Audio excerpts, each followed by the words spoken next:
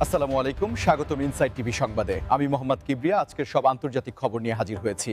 শুরুতেই জানিয়ে দিব সংবাদ শিরোনাম, তারপর বিস্তারিত। ইরানের ইন্টারনেট অন্ধকারে রাষ্ট্রের দমন নীতি কিভাবে আড়াল করা হলো সহিংসতা। খামেনির বদলে ইরানে নতুন নেতা চান ট্রাম্প। হুথিদের ওপর নজরদারি নাকি অন্য কিছু, সোমালিল্যান্ডে ইসরায়েল আসলে কি চায়। রাশিয়ার তেল কিনলেই ৫% শুল্ক, ভারতের জোট থেকে বেরিয়ে গেল যুক্তরাষ্ট্র। খামেনি কি রাশিয়ায় পালানোর প্রস্তুতি নিচ্ছেন? ইরানে বিক্ষোভ ঘিরে অনলাইনে ভাইরাল হওয়া যত গুজব। আসসালামু আলাইকুম, স্বাগতম জানাচ্ছি ইনসাইড টিভি সংবাদে। আমি মোহাম্মদ কিবরিয়া। এতক্ষণ শুনছিলেন সংবাদ শিরোনাম, এবার বিস্তারিত। এই বিষয়ে আপনার মতামত কমেন্টে জানান এবং যুদ্ধের সব আপডেট আগে পেতে চ্যানেলটি সাবস্ক্রাইব করে যাবেন। ইরানের বর্তমান পরিস্থিতির ওপর, যেখানে প্রযুক্তির কালো পর্দার আড়ালে এক গভীর সংকট দানা বাঁধছে। ইরানের ইন্টারনেট সেবা বন্ধ করে দেওয়ার বিষয়টি কেবল একটি কারিগরি ত্রুটি বা সাময়িক সংযোগ বিচ্ছিন্নতা নয়, বরং এটি একটি সুপরিকল্পিত কৌশল যা রাষ্ট্রের দমননীতির অন্যতম হাতিয়ার হিসেবে ব্যবহৃত হচ্ছে বলে আন্তর্জাতিক বিশ্লেষকরা মনে করছেন। যখনই কোনো দেশে বড় ধরনের অস্থিরতা বা আন্দোলন দানা বাঁধে, তখনই তথ্যের প্রবাহ আটকে দেওয়া হয়। আর ইরানে ঠিক সেটাই ঘটছে, যেখানে ইন্টারনেট ব্ল্যাকআউটের মাধ্যমে বাইরের পৃথিবী থেকে দেশটির সাধারণ মানুষকে কার্যত বিচ্ছিন্ন করে ফেলা হয়েছে। এর ফলে ভেতরে কি ঘটছে, আন্দোলনের মাত্রা ঠিক কতটা তীব্র, কিংবা আইনশৃঙ্খলা রক্ষাকারী বাহিনী সাধারণ মানুষের ওপর কী ধরনের পদক্ষেপ নিচ্ছে, তার কোনো সঠিক চিত্র বা প্রমাণ দেশের বাইরে আসতে পারছে না।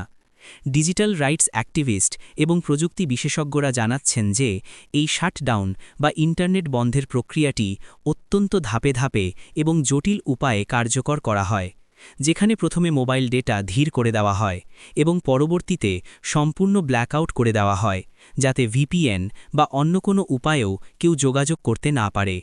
এই ডিজিটাল অন্ধকারের সুযোগে মানবাধিকার লঙ্ঘনের ঘটনাগুলো আড়ালে থেকে যাচ্ছে এবং প্রত্যক্ষদর্শীদের মতে ইন্টারনেট না থাকায় একে অপরের সাথে যোগাযোগ করতে না পেরে আন্দোলনকারীরা যেমন সংগঠিত হতে পারছে না, তেমনি সাধারণ নাগরিকরা তাদের নিত্যদিনের জরুরি প্রয়োজনেও চরম ভোগান্তির শিকার হচ্ছেন।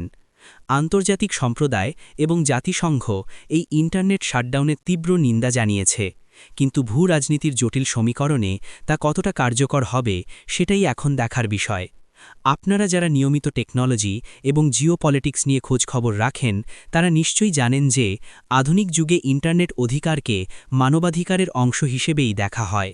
তাই এই বিষয়ে আপনাদের মতামত কি তা কমেন্ট করে জানাতে পারেন।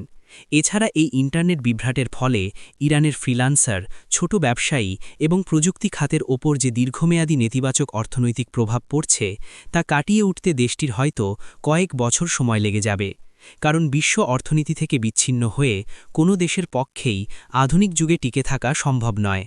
আর এই পরিস্থিতি যদি চলতে থাকে, তবে ইরানের অভ্যন্তরে ক্ষোভ আরও প্রশমিত না হয়ে বরং আগ্নেয়গিরির মতো বিস্ফোরক আকার ধারণ করতে পারে বলে ধারণা করা হচ্ছে। এবার দৃষ্টি ফেরানো যাক আন্তর্জাতিক রাজনীতির আরেক উত্তপ্ত অধ্যায়ের দিকে, যেখানে ডোনাল্ড ট্রাম্পের একটি মন্তব্য মধ্যপ্রাচ্যের রাজনীতিতে নতুন করে আলোচনার ঝড় তুলেছে। সাবেক এবং হয়তো আগামী দিনের মার্কিন রাজনীতির অন্যতম এই প্রভাবক স্পষ্টভাবে ইঙ্গিত দিয়েছেন যে তিনি ইরানে আর আয়াতুল্লাহ আলী খামেনির নেতৃত্ব দেখতে চান না, বরং তিনি চান এমন একজন নতুন নেতা যিনি বর্তমানে সংঘাতময় পরিস্থিতি থেকে ইরানকে বের করে আনতে পারবেন। ট্রাম্পের এই মন্তব্য এমন এক সময়ে এসেছে যখন মধ্যপ্রাচ্য জুড়ে অস্থিরতা এবং ক্ষমতার পালাবদল নিয়ে নানা জল্পনা কল্পনা চলছে, এবং তার এই বক্তব্য সরাসরি ইরানের অভ্যন্তরীণ রাজনীতিতে মার্কিন হস্তক্ষেপের পুরনো ইতিহাসকে আবারও সামনে নিয়ে এসেছে। ট্রাম্প তার প্রেসিডেন্সির সময় ইরানের ওপর ম্যাক্সিমাম প্রেশার বা সর্বোচ্চ চাপ প্রয়োগের যে নীতি গ্রহণ করেছিলেন, এই বক্তব্য তারই ধারাবাহিকতা বলে মনে করা হচ্ছে, যেখানে তিনি অর্থনৈতিক অবরোধ এবং কূটনৈতিক বিচ্ছিন্নতাকে ব্যবহার করে তেহরানের নেতৃত্ব পরিবর্তনের পথ সুগম করতে চান। তবে বিশ্লেষকরা বলছেন, বাইরে থেকে নেতৃত্ব পরিবর্তনের এই আকাঙ্ক্ষা ইরানের কট্টরপন্থী এবং সংস্কারপন্থী উভয় শিবিরের জন্যই একটি জটিল বার্তা বহন করে, কারণ কোনো বিদেশি শক্তির ইশারায় নেতৃত্ব পরিবর্তন ইরানের সাধারণ মানুষ বা সেখানকার রাজনৈতিক কাঠামো কতটা মেনে নেবে তা নিয়ে যথেষ্ট সংশয় রয়েছে। ট্রাম্পের এই অবস্থানের পেছনে মূল কারণ হিসেবে দেখা হচ্ছে ইরানের পারমাণবিক কর্মসূচি এবং আঞ্চলিক প্রক্সি গোষ্ঠীগুলোর ওপর তাদের প্রভাব খর্ব করা, যা আমেরিকার দীর্ঘদিনের লক্ষ্য। এই ধরনের রাজনৈতিক বক্তব্য আন্তর্জাতিক বাজারে তেলের দাম এবং আঞ্চলিক নিরাপত্তার উপর বড় ধরনের প্রভাব ফেলতে পারে। কারণ ইরানের অস্থিতিশীলতা মানেই হরমুজ প্রণালী দিয়ে তেল পরিবহনে ঝুঁকি তৈরি হওয়া। আপনারা যারা আন্তর্জাতিক সম্পর্কের গতি প্রকৃতি পর্যবেক্ষণ করেন তারা নিশ্চয়ই বুঝতে পারছেন যে এটি কেবল একটি রাজনৈতিক বক্তব্য নয়, বরং এর পেছনে রয়েছে গভীর এক ভূ-রাজনৈতিক কৌশল, যা আগামী দিনে আমেরিকা ও ইরানের সম্পর্কের গতিপথ সম্পূর্ণ বদলে দিতে পারে। ভিডিওটি ভালো লাগলে লাইক দিতে ভুলবেন না, কারণ আপনাদের এক একটি লাইক আমাদের এই ধরনের বিশ্লেষণধর্মী সংবাদ আপনাদের কাছে পৌঁছে দিতে উৎসাহ যোগায়।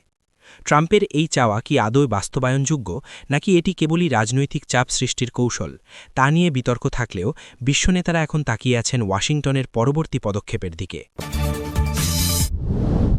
মধ্যপ্রাচ্যের সীমানা ছাড়িয়ে এবার নজর দেওয়া যাক হর্ন অফ আফ্রিকার দিকে, যেখানে সোমালিল্যান্ডে ইসরায়েলের উপস্থিতি নিয়ে এক রহস্যময় পরিস্থিতির সৃষ্টি হয়েছে। লোহিত সাগরের কৌশলগত অবস্থানে থাকা সোমালিল্যান্ডে ইসরায়েলের এই হঠাৎ আগ্রহ কি শুধুই হুথিদের উপর নজরদারি করার জন্য, নাকি এর পেছনে লুকিয়ে আছে আরও গভীর কোনো সামরিক ও বাণিজ্যিক স্বার্থ, তা নিয়ে সমরবিদদের মধ্যে চলছে চুলচেরা বিশ্লেষণ। সোমালিল্যান্ড, যা আন্তর্জাতিকভাবে সোমালিয়ার অংশ হিসেবে স্বীকৃত হলেও কার্যত একটি স্বাধীন অঞ্চল হিসেবে কাজ করে, তারা লোহিত সাগরের এমন এক পয়েন্টে অবস্থিত যা বিশ্ব বাণিজ্যের অন্যতম প্রধান রুট। সাম্প্রতিক সময়ে ইয়েমেনের হুথি বিদ্রোহীরা লোহিত সাগরে ইসরায়েল এবং পশ্চিমা জাহাজের উপর যে আক্রমণ চালিয়েছে, তার পরিপ্রেক্ষিতে ইসরায়েল হয়তো এমন একটি ঘাঁটি খুঁজছে যেখান থেকে তারা বাব এল মানদেব প্রণালীর ওপর কড়া নজর রাখতে পারে এবং যে কোনো হুমকি দ্রুত মোকাবেলা করতে পারে। তবে বিষয়টি কেবল নজরদারির মধ্যে সীমাবদ্ধ নাও থাকতে পারে। অনেক বিশ্লেষক মনে করছেন যে ইসরায়েল আফ্রিকা মহাদেশে তাদের প্রভাব বিস্তার এবং নতুন মিত্র তৈরির অংশ হিসেবে সোমালিল্যান্ডের সাথে সম্পর্ক গভীর করছে, যা সোমালিয়ার কেন্দ্রীয় সরকার এবং অন্যান্য আরব দেশগুলোর জন্য উদ্বেগের কারণ হয়ে দাঁড়িয়েছে। সোমালিল্যান্ড যদি ইসরায়েলের সহায়তায় তাদের আন্তর্জাতিক স্বীকৃতি বা অর্থনৈতিক উন্নয়ন ত্বরান্বিত করতে চায়, তবে তা এই অঞ্চলের ভূ-রাজনীতিতে বড় ধরনের পরিবর্তন আনবে এবং তুরস্ক বা মিশরের মতো দেশগুলো, যারা এই অঞ্চলে প্রভাব বিস্তার করতে চায়, তাদের সাথে ইসরায়েলের নতুন করে দ্বন্দ্ব তৈরি হতে পারে। এই বিষয়টি এতটাই স্পর্শকাতর যে খুব কম খবরই প্রকাশ্যে আসছে, কিন্তু স্যাটেলাইট ইমেজ এবং গোয়েন্দা প্রতিবেদনগুলো ইঙ্গিত দিচ্ছে যে সেখানে সামরিক বা গোয়েন্দা অবকাঠামো উন্নয়নের কাজ চলছে। আমাদের চ্যানেলে যারা নিয়মিত জিওপলিটিক্সের আপডেট দেখেন তারা জানেন যে লোহিত সাগরের নিরাপত্তা বিশ্ব অর্থনীতির জন্য কতটা গুরুত্বপূর্ণ। তাই ইসরায়েলের এই পদক্ষেপ কি শুধুই আত্মরক্ষা নাকি আঞ্চলিক আধিপত্য বিস্তারের খেলা, তা নিয়ে আপনাদের নিজস্ব মতামত কমেন্ট বক্সে শেয়ার করতে পারেন। সোমালিল্যান্ডের এই নতুন সমীকরণ যদি সত্যি হয়, তবে তা হর্ন অফ আফ্রিকার নাজুক স্থিতিশীলতাকে আরও ঝুঁকির মুখে ফেলতে পারে। এবার আসা যাক অর্থনীতি ও কূটনীতির এক বিশাল বড় খবরে, যা বিশ্ববাজারে তোলপাড় সৃষ্টি করেছে। রাশিয়ার তেল কেনা নিয়ে ভারতের উপর আমেরিকার কঠোর অবস্থান এবং একটি সম্ভাব্য ৫০০% শুল্ক আরোপের হুমকি। যদিও এই ধরনের বিশাল শুল্ক আরোপের বিষয়টি অত্যন্ত নাটকীয় এবং বিরল, তবুও এই সংবাদকে ইঙ্গিত দিচ্ছে যে ওয়াশিংটন এখন রাশিয়ার অর্থনৈতিক লাইফলাইন কেটে দিতে কতটা মরিয়া হয়ে উঠেছে এবং এর ফলে ভারতের সাথে তাদের দীর্ঘদিনের কৌশলগত সম্পর্কে ফাটল ধরার উপক্রম হয়েছে। ইউক্রেন সংঘাত শুরুর পর থেকে ভারত রাশিয়ার কাছ থেকে ডিসকাউন্টে বিপুল পরিমাণ তেল কিনছে, যা ভারতের অর্থনীতির চাকা সচল রাখতে এবং মুদ্রাস্ফীতি নিয়ন্ত্রণে রাখতে সহায়তা করেছে। কিন্তু আমেরিকা ও পশ্চিমা বিশ্ব চেয়েছিল ভারত যেন এই তেল কেনা বন্ধ করে রাশিয়ার উপর চাপ সৃষ্টি করে। এখন যদি সত্যিই এমন কোনো পরিস্থিতি তৈরি হয় যেখানে রাশিয়ার তেল কেনার কারণে ভারতের উপর বা ভারতের রপ্তানি পণ্যের উপর চড়া শুল্ক বা নিষেধাজ্ঞা আসে, তবে ভারত হয়তো মার্কিন নেতৃত্বাধীন কোনো জোট বা কৌশলগত অংশীদারিত্ব থেকে নিজেকে সরিয়ে নিতে বাধ্য হতে পারে, যা হবে একবিংশ শতাব্দীর কূটনীতিতে এক বিশাল বড় মোড়। ভারত বরাবরই নিজেদের কৌশলগত স্বায়ত্তশাসন বা স্বাধীন পররাষ্ট্রনীতিতে বিশ্বাসী এবং তারা স্পষ্ট জানিয়ে দিয়েছে যে দেশের শক্তি নিরাপত্তা নিশ্চিত করা তাদের প্রথম অগ্রাধিকার। তাই আমেরিকার এই চাপ ভারতের নীতিতে কতটা পরিবর্তন আনতে পারবে তা নিয়ে যথেষ্ট সন্দেহ রয়েছে। এই ৫০০% শুল্কের বিষয়টি যদি কার্যকর হয় তবে তা বিশ্ববাজারে তেলের দাম আকাশচুম্বী করে দিতে পারে এবং এর প্রভাব পড়বে সাধারণ মানুষের পকেটে, শুধু ভারতেই নয় বিশ্বজুড়েই।